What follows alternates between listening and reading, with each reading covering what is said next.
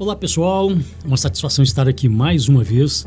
Quero lembrá-los que este é o segundo episódio da primeira temporada do podcast do professor Ailton Costa. E aí os objetivos desse programa, esse bate-papo, são todos aqueles que a gente falou no primeiro programa. Não deixe de curtir, não deixe de seguir, de dar o seu like, de clicar no sininho para que todas as vezes que nós subirmos um vídeo desse, você possa estar antenado, você possa vê-lo. Nosso bate-papo de hoje é com Ângelo Vargas Garcia, também um grande amigo. Quero dizer para você que está na audiência que foi pelas mãos desse cara que eu entrei no mercado segurador. Agradeço de público mais uma vez a oportunidade, muito obrigado. E aí, Ângelo, depois de tantos anos no mercado segurador, muito mais do que eu inclusive, eu queria que você me desse um breve relato da sua carreira, até para que o nosso ouvinte da audiência pudesse entender neste contexto quem é Ângelo Vargas Garcia.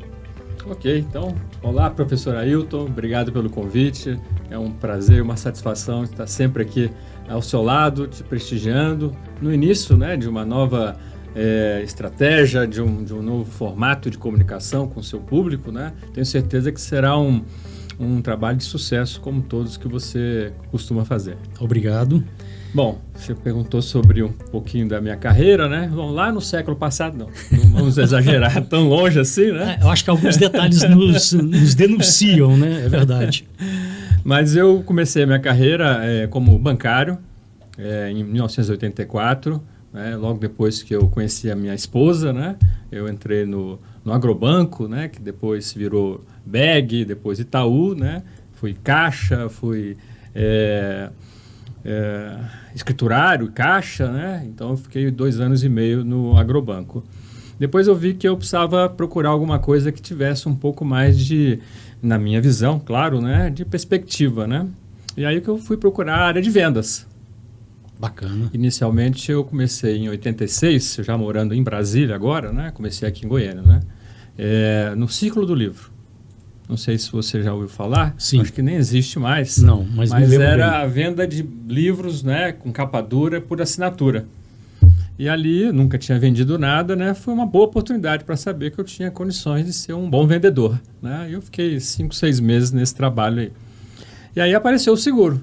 Eu me casei num sábado, dia 4 de abril. No dia 6 de abril eu comecei a trabalhar com seguro. Numa equipe de vendas de seguros empresariais, né, em Brasília, nas quadras comerciais de Brasília. Isso em 87. E aí foi dando certo o trabalho dessa equipe que começou com 40 pessoas, só sobrou eu. E eu fui contratado para atuar na SACE, que é a antiga companhia de seguros gerais ligada à Caixa Econômica Federal. Aí eu entrei como inspetor de produção naquela época. E aí foram mais 1 ano e meio, até que veio a oportunidade de vir para o Bamerindo Seguros, né? Também já extinto hoje, né? Pelas mãos do falecido e saudoso Bira e do meu amigo Dorival, que o Bira trabalhava na Bamerindos e o Dorival na Itaú.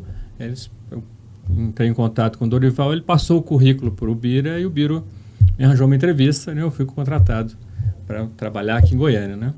É interessante que, por conta dessa questão, eu fui começar a abrir a carteira de corretores do Bamerindo Seguros naquela época, né? 1989, né? Cheguei para trabalhar no primeiro dia, cadê os corretores? Não tem. Vamos começar agora. Então você fazia aquele trabalho que os gerentes de contas fazem hoje, de prospectar corretor, cadastrar, exatamente, abrir contas. Isso aí. Bacana. Né? Na época o presidente do Sincor Goiás era o Joaquim Fonseca. Sim, e houve um imbróglio com a Bamerindo Seguros por conta de concorrência, banco e corretores, né, daquela época, né, e a Bamerindo resolveu abrir um canal corretores, né, então eu fui o percussor disso aí. E aí eu fiquei nessa função mais 3 anos, né, e aí veio o convênio com o BEG, pela Bamerindo Seguros, na companhia Financial Seguros, né, e aí foi que nós encontramos, verdade, né. sim. Você comentou agora no início, né. Você teve lá uma brilhante carreira, né? Obrigado. Nos ajudando lá naquele trabalho lá. Verdade. Né? Mas me conta, já quase aos 60, depois desse currículo fantástico que a gente conhece, inclusive passou por grandes companhias seguradoras agora por fim, o que te leva a fazer essa transição de carreira e o que te levou a optar pela consultoria financeira, que é o que você faz hoje, né? Isso, exatamente, né? Mas como eu te falei, né, a carreira é muito grande, né? Deixa eu só terminar minha carreira, sim, né? por favor. E depois disso, né, veio o HSBC, né, que comprou o Bamerindos, né? Aí eu fui já promovido para gerente da filial, né? Logo em seguida, né, houve oportunidades, né? Eu já fui promovido para gerente regional no Mato Grosso do Sul, em Campo Grande, né? Depois eu vim de novo para Brasília como gerente regional do Centro-Oeste, da HSBC Seguros. Depois eu fui para o Rio de Janeiro, pela HSBC Seguros, para ser o gerente regional lá no Rio, né? E aí veio a HDI, que comprou a operação de automóvel e residencial da HSBC. E aí eu fui convidado para voltar aqui para Goiânia, estava no Rio, né? Para ser o diretor regional da HDI e abrir a companhia aqui na nossa região. E aí, depois de 3 anos, eu fui para Belo Horizonte para ser o diretor regional da HDI, Minas Gerais e Centro-Oeste. Então, foram 18 anos na HDI. Então, só de mercado segurador, então, apenas para que quem está na nossa audiência possa ter uma noção exata. Do momento que você entrou no mercado segurador até agora, quando você veio para essa transição de carreira, dá o quê? Aproximadamente 37 anos. 37 anos. Isso, exatamente. Né? E agora, como você comentou, numa transição de carreira, né? Verdade. E aí, então, vamos lá. Depois de tanto tempo de mercado segurador, o que te faz optar pela consultoria financeira nessa transição? Bom, tem tudo a ver com o meu histórico, né? É lógico que eu tive um apoio de uma consultoria de recursos humanos, né? Nesse período sabático que eu tive, da saída da companhia até hoje, né? Que me ajudou a fazer uma retrospectiva dessa minha carreira, né? E eu pude perceber, com o objetivo que eu tinha, né? De não sair do meu ciclo de competência, né? Então, descartei abrir um restaurante, né? Uma loja de piscina, né? Tudo isso eu não tenho competência para isso, né? E aí, nessa busca, né? Eu fui fazendo esse retrospecto, né? E aí na época do HSBC, eu percebendo que a área de seguros cada vez mais teria uma chance de, não é só interdependência com a área financeira, que é normal isso, né? Mas a área de seguros entrar na área financeira. Porque o HSBC veio há 20 anos atrás com essa pegada, né, dos corretores de seguros serem agentes financeiros, né? Sim, me lembro Naquele bem momento dessa fase. não deu certo, né? Agora começa a surgir, né, há poucos anos atrás, um cenário nesse sentido, né? E aí eu comecei a me interessar por isso, né? Então eu fiz uma extensão em regimes previdenciários, né, para saber a base, né, de toda essa questão financeira. Depois eu fiz uma pós-graduação em gestão de finanças. Com o transcorrer, né, do meu trabalho também, eu fiz uma especialização em finanças, em investimentos pela Ambima, né?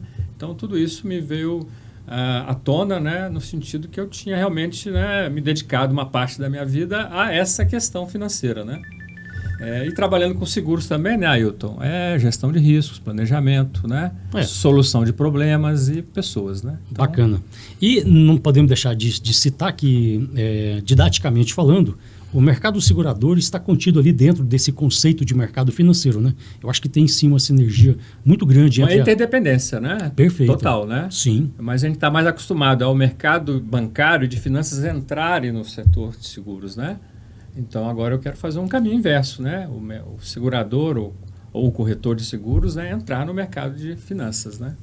Esse aqui é um objetivo. Bom, me conta um pouquinho, o que abrange o planejamento financeiro e, na sua opinião, o que leva nós brasileiros, e aí eu estou nesse contexto também, a não sermos tão cuidadosos com esse planejamento financeiro que nós deveríamos ter?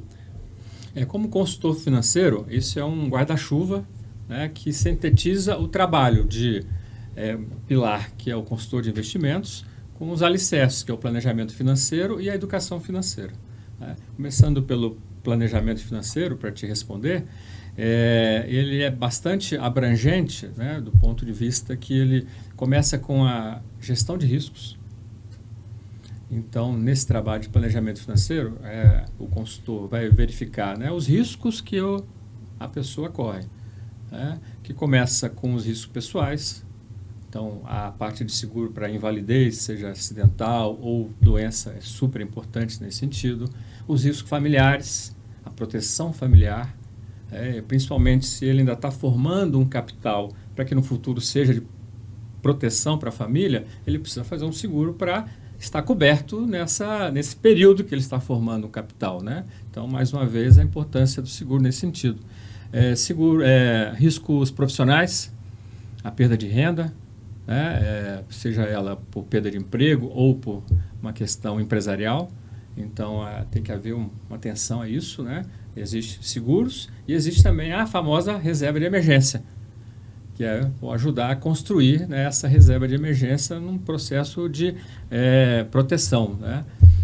Então, são alguns riscos que a pessoa está submetida, né? E um outro importante também são os riscos tributários, fiscais e tributários, porque muitas pessoas têm patrimônio, mas não têm um capital para que, no caso de um falecimento, a herança seja uma transição tranquila, né? Os herdeiros não têm capital para pagar impostos, que existem nesse processo, né? Então, você pode usar a previdência, você pode usar o seguro de vida e você pode usar também investimentos para poder fazer essa cobertura. Então, a partir dessa gestão de riscos, começa, então, pensarmos na aposentadoria, como é que se planeja isso, estruturar a reserva de emergência, a realização de sonhos, porque a vida não é só planejamento, né? Precisa ter sonhos, né? Sim. Então, como é que estrutura, né? Quanto custa esses sonhos? Como é que faz o passo a passo, né? E, finalmente, os investimentos, que aí é o que vai realmente fazer essa roda, né, circularizar sobre esses processos aí. Então, esse é o formato da parte de planejamento financeiro, né? Bom, talvez... Não esquecendo da questão do que você me perguntou, qual é a dificuldade do brasileiro, né, nesse Sim. sentido da falta de planejamento, né? Você diria que é cultura? Cultura é uma das Cultural. coisas importantes nesse sentido, né?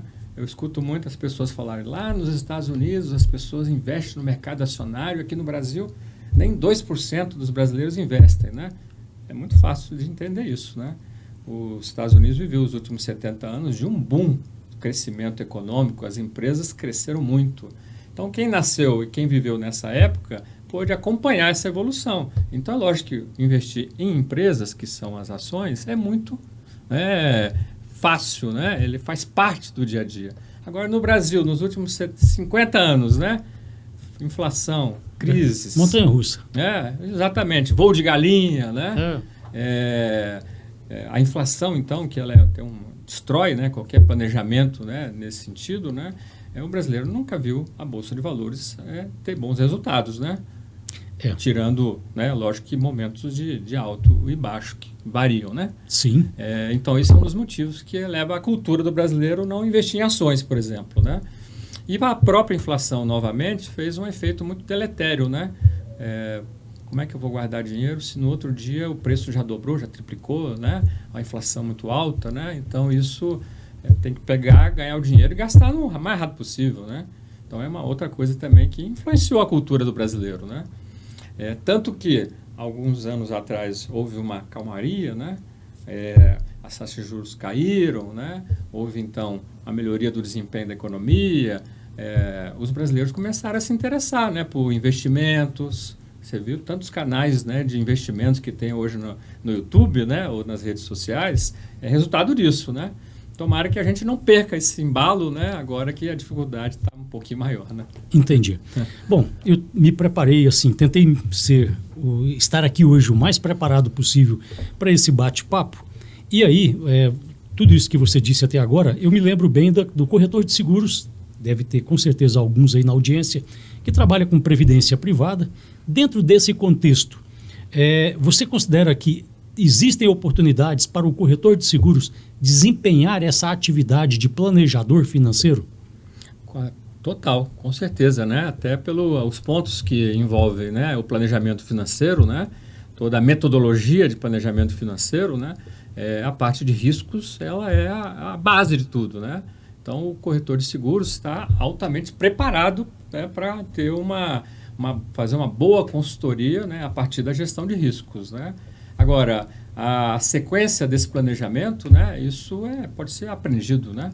A parte, né, de estruturar, né, um fluxo de caixa, né, de ajudar o cliente, né, no caso, né, a se organizar financeiramente, isso pode ser aprendido, né, mas a base já está criada, né? O corretor de seguros é um consultor financeiro no final do dia, com certeza, né?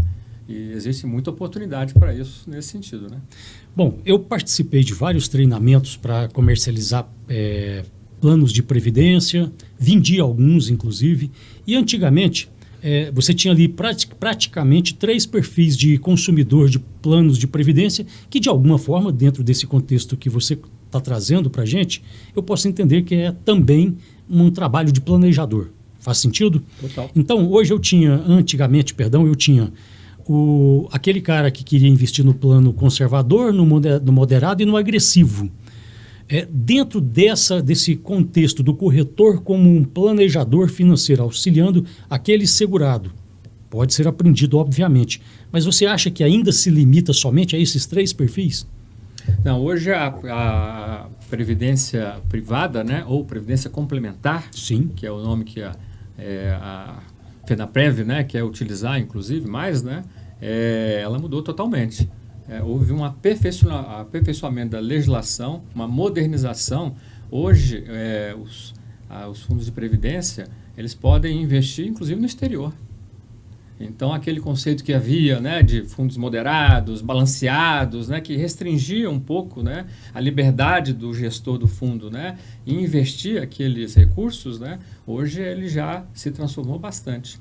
É lógico que manteve toda uma questão de segurança, né, porque está se falando de recursos de longo prazo do público em geral, né? E que vai trabalhar com o futuro de quem está né? investindo. Então, né? Isso aí não foi perdido, muito pelo contrário. Hoje existe até mais segurança. Mas deu mais liberdade para os gestores desses fundos, né, terem estratégias mais diversificadas e que consigam ter melhores resultados. Então, hoje você tem grandes gestores do mercado financeiro brasileiro que têm os seus fundos replicados como fundos de previdência.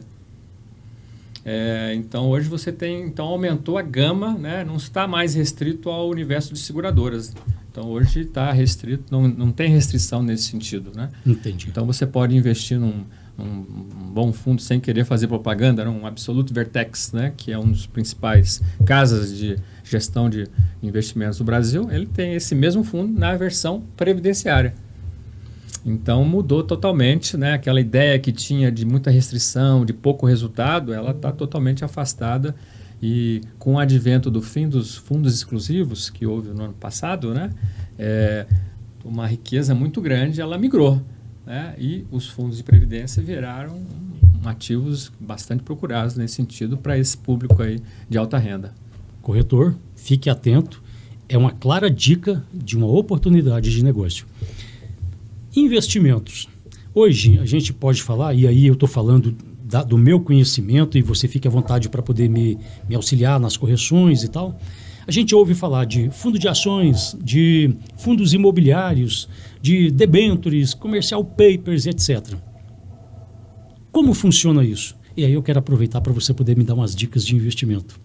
Quero investir aquele pouquinho que sobra para o corretor, porque a vida de corretor não é fácil, tá? Quero deixar claro. Quero investir um pouquinho daquele dinheiro que está guardado debaixo do colchão. Olha, uma das coisas que me fez também, né, tomar essa decisão de seguir esse caminho, né, é porque o corretor de seguros, se você prestar bem atenção, ele tem uma vida de prestação de serviço, de servir o seu cliente, muito parecida com a do médico. Né? Então, é o dia inteiro para cima e para baixo, né? O dia inteiro preocupado, né, com as coisas dos seus clientes, né, dos segurados, né? E talvez, em alguns momentos, ele se distraia da administração dos seus recursos, né? Então, um dos focos do meu trabalho são os corretores de seguros, né? Ajudá-los, né, a terem bons investimentos e que esses investimentos façam parte do seu planejamento, né? Mas a questão da dica é a pergunta mais recorrente que eu tenho, né? Só para você ter uma ideia, para não ficar sem resposta, né? No ano passado, bitcoins, dólar e ouro foram os investimentos de maior resultados, né? Mas aí eu vou pegar essa informação e como gancho, né, e dizer que muito provavelmente neste ano de 2025 não serão os melhores resultados de investimentos. Por isso que seguir dicas não dá certo. Opa. Então vamos lá. Qual é a sua opinião, então, como cara do mercado financeiro? Por que você acha que esses 3 ativos Uhum. não seriam interessantes para 2025? Tudo é oferta e demanda e procura, né? Certo? Então, por que esses ativos subiram muito? Porque houve uma demanda grande, uma procura grande para comprar esses ativos. Então, agora que todo mundo já sabe, já bombou, quem comprou, né, barato no começo, agora ele vai querer vender, né? Então, muito provavelmente os preços podem cair esse ano. Então, essa é a dinâmica dos ciclos, né? Não quer dizer que irão cair, né? O mercado financeiro usa um comparativo, né? E por isso que eu estou me baseando nessa quase afirmação, né? Que é uma comparação ano a ano dos resultados de todos os ativos. O ouro, o dólar, o Bitcoin, o pós-fixado, né? O CDB, a Bolsa de Valores brasileira, americana, e vai comparando ano a ano, né? E é muito comum, né, o número 1 de um ano ser o último do ano seguinte, por conta exatamente dessa lei da oferta e da procura, né? Então não adianta você seguir a dica do ouro, porque quando você já tem a dica é porque ela já passou, você já perdeu essa alta do negócio, né? Então o que é importante, Ailton, professor Ailton? É uma alocação de recursos, uma alocação de recurso estrutural. O que é essa alocação de recurso estrutural? Em inglês é asset allocation, né? O pessoal adora o inglês, né? É você pegar todos os ativos possíveis, ver aqueles que são compatíveis com a sua percepção de risco, quanto que você aguenta de correr o risco, e pegar o melhor de cada um deles e montar uma carteira estruturada. Então você define lá, eu quero 50% de renda variável e 50% de renda fixa. Isso já é uma alocação estrutural. O que vai acontecer? Com o passar do tempo, por exemplo, a parte de renda variável valorizou. Então, você passou a ter 60% de renda variável e 40% de renda fixa, certo? Porque houve essa variação. Qual é o momento agora? Vender a renda variável e comprar a renda fixa, para você voltar aos 50-50. Buscar o equilíbrio. Exatamente, né? E com esse equilíbrio, você tem o quê? Uma tranquilidade para passar por esses momentos de muita volatilidade, de muita turbulência, porque a sua carteira vai te dizer a hora de comprar e a hora de vender. O que a minha avó dizia no passado, então, não colocar todos os ovos numa única cesta, seria isso? Exatamente, com certeza, né? É a sabedoria, né, desse ditado, é isso, né? Entendi. Agora, eu fiz um exemplo aqui bem didático, né? Mas aí dentro da renda fixa você tem outros ativos que você pode, de acordo com o momento, se estruturar. É pós-fixado, é pré-fixado, é vinculado à inflação. Na renda variável tem ações, fundos imobiliários, né? Na renda fixa tem debêntures. Então, tudo isso aí faz parte dessa composição, mas sempre lembrando, definir os percentuais que cada ativo vai participar da sua carteira. Porque à medida que eles forem mexendo, você sabe, opa, a hora de vender aqui, caro, e comprar aqui, barato. E assim você vai levando a sua carteira. Ela nunca será de top número 1 de resultados, mas ela vai estar sempre nos primeiros lá, porque você aproveitou ao máximo esse equilíbrio de carteira. É aproveitar o melhor de cada ativo desse em cada um dos momentos específicos. Sim, sim. Para eu que sou leigo, seria mais ou menos isso. Sim, sem ficar atrás de uma dica de ouro, né? E sem ficar compra, vende, muda, sem estratégia. Aí você só vai pagando taxas, vai pagando impostos e vai reduzindo o seu patrimônio, né? O negócio é buscar a estabilidade com essa alocação de recurso estrutural. Este é o meu trabalho nessa parte de investimentos. Legal. Bom, nós corretores de seguros lidamos com riscos, estamos envolvidos no dia a dia, você colocou muito bem aí na sua fala em algum momento, que a gente pode às vezes se distrair de alguns pontos que são considerados importantes. E hoje a gente tem uma taxa Selic de 12,25 e que em algum momento aqui atrás o Banco Central falou que isso pode chegar a 14,25.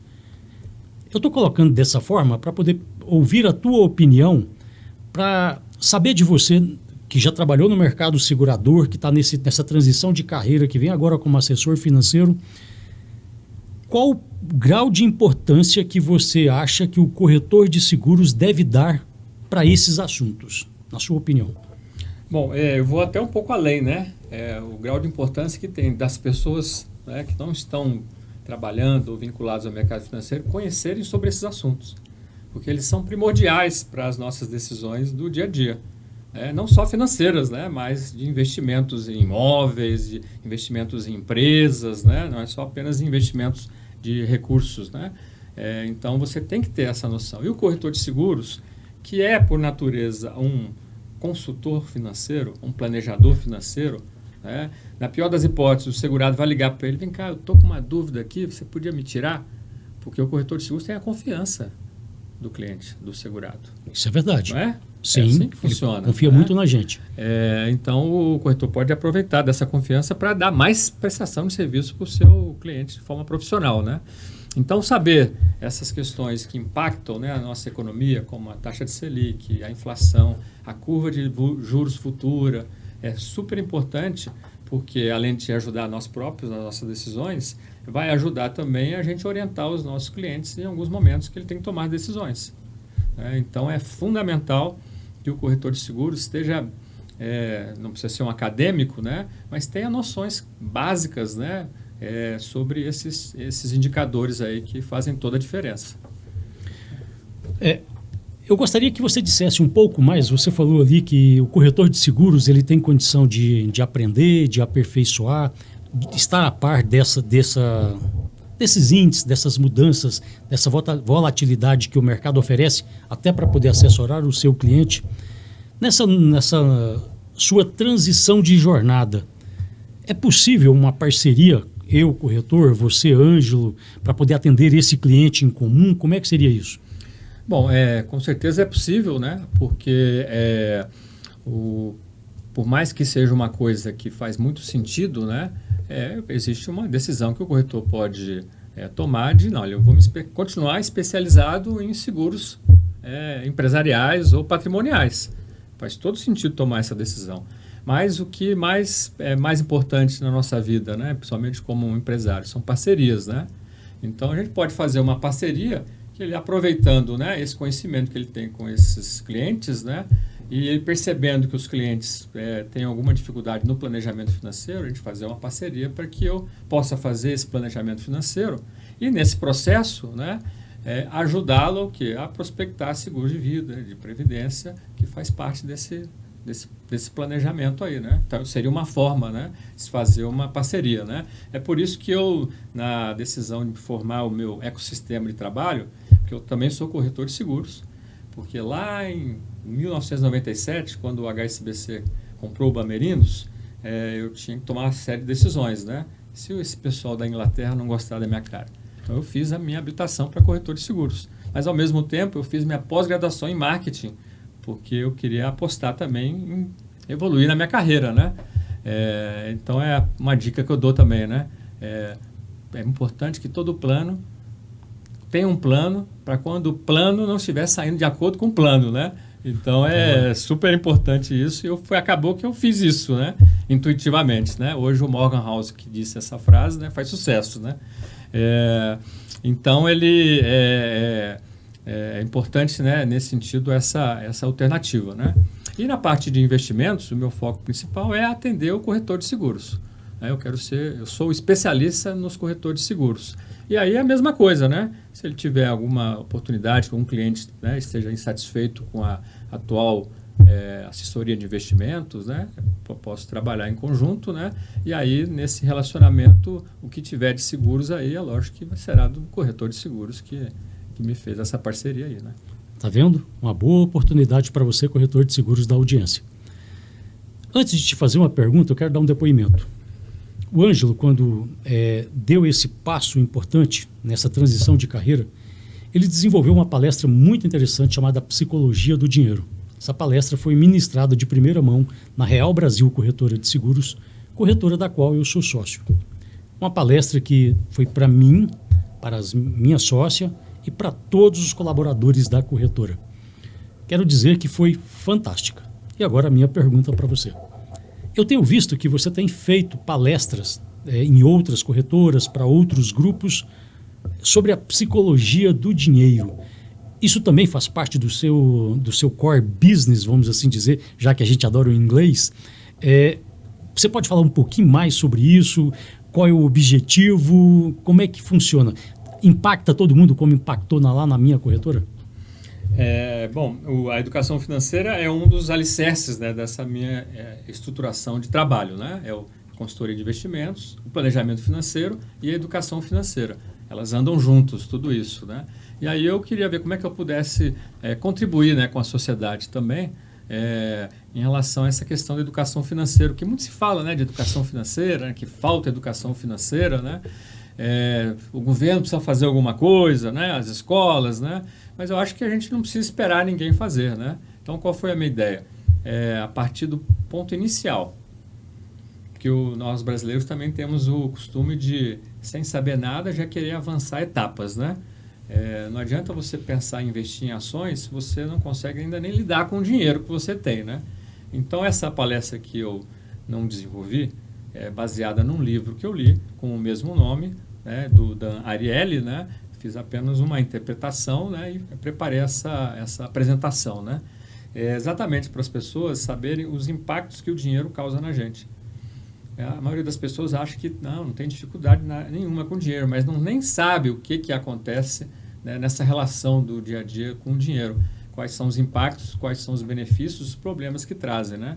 Então, eu estou levando, né, disponibilizando essa palestra, né? E aí, com certeza, né, é uma oportunidade de parceria também. De repente, um corretor tem prospectando um worksite, ou tem uma grande empresa que com apólice de vida ou de previdência, né, que há um desejo de melhorar a educação financeira dos segurados, dos colaboradores, né?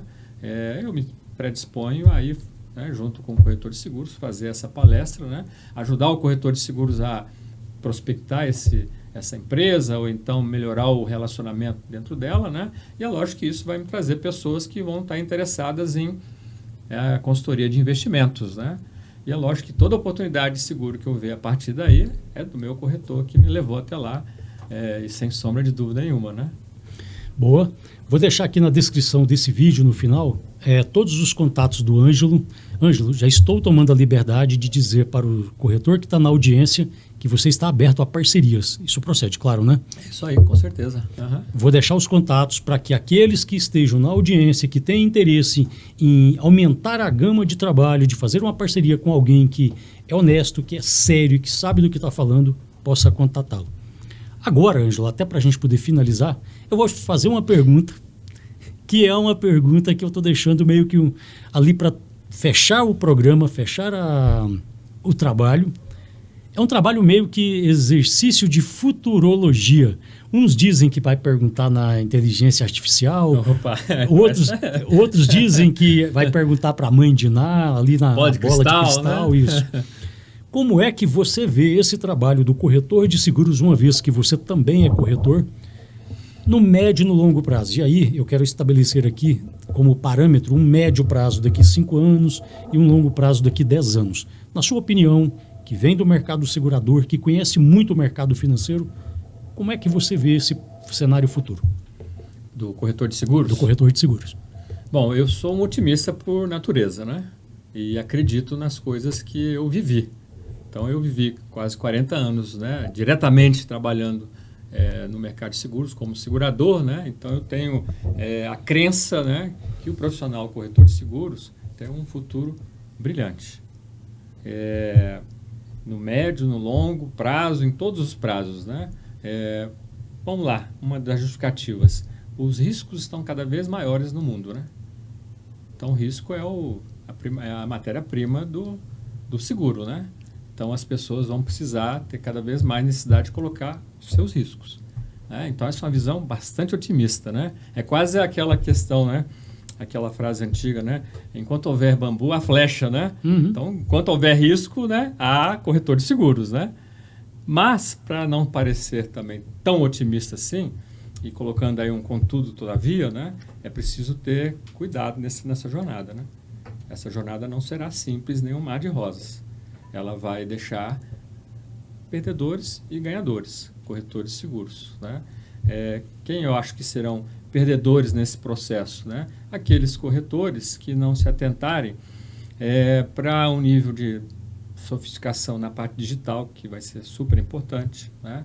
Isso a natureza vai cuidando também, né? Os novos corretores vão, né, já nascendo nesse mundo digital, mas não podem ser negadores dessa questão digital, né? Afinal, nós vivemos num mundo digital já, né? Não é se o seguro vai ser digital. Não, é o contrário, né? O seguro estará na vida digital das pessoas, né? Esse programa é um exemplo disso, né? Claro, perfeitamente, né? Então, esse é uma preocupação. E tem uma outra também, as coisas estão ficando muito complexas. Os riscos estão cada vez maiores e em quantidade, né? Não dá para ser especialista em tudo. Verdade. Não é? Então, você é um exemplo disso, né? Você, na sua brilhante jornada, procurou começar se especializando em um determinado nicho, ou em um determinado produto, né? Eu acho que o corretor também tem que ter um nível de especialização. Ele tem que ser reconhecido por essa especialização. Mas ele não pode deixar de atender o cliente dele. Então, como é que é humanamente impossível um profissional, né, especializado atender todas as necessidades diretamente dos seus clientes? A não ser que ele monte uma estrutura muito grande, mas esse não é o padrão médio do mercado, né? O que ele precisa fazer? Parcerias. Então, o corretor de seguros que reluta em fazer parcerias, esse vai ter muita dificuldade, porque o universo ao redor dele vai exigir isso aí, para que ele esteja presente na vida desse segurado. Então, parceria é uma coisa que é muito importante nesse processo, né? Não é à toa que nós estamos falando de parcerias aqui. Sim, né? Perfeito. Muito obrigado, Ângelo Vargas Garcia. Obrigado a você que está na audiência. Lembrando que este é apenas o segundo programa da primeira temporada. Em breve nós teremos o terceiro programa. Obrigado e até a próxima.